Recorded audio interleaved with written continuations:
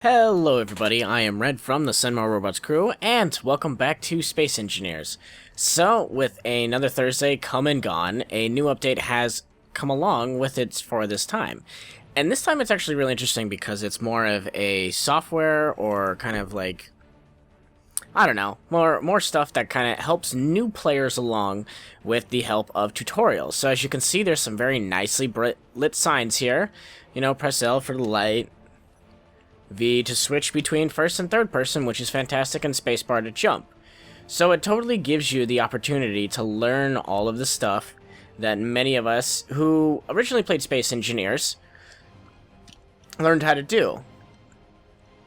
We all learned how to do this beforehand, and it's quite fantastic. I really enjoy this. I'm really glad that they actually put this in, because with time, things have gotten a lot more complicated with Space Engineers. This whole entire game. Oh, they disabled jetpacks. Clever, very clever of them.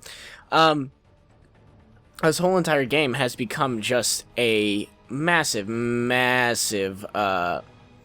just amount of stuff that you can do with rotors and pistons and timer blocks and sensors, and it's fantastic that they're finally including a new set of tutorials for new players who want to get involved.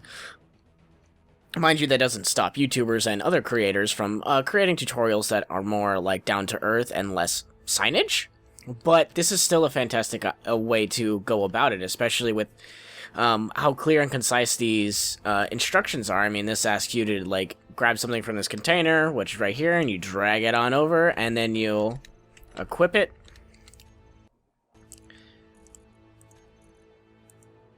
And so it's really cool that it gives you the option to teach you this. But I won't go too much into this because, you know, newer players who are watching this can finally get into the tutorial and go ahead and play Space Engineers for the first time and learn all the small things that make up this game as we go. But let me get into a couple of the other features of the newest update.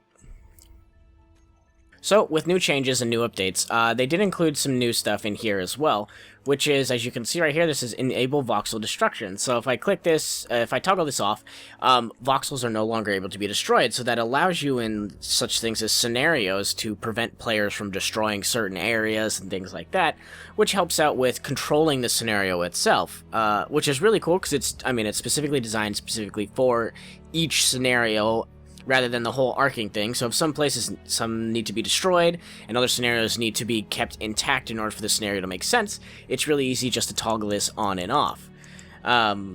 Moving on, I will show you guys one of the actually really coolest update bits that they've done for us, which includes the air vents.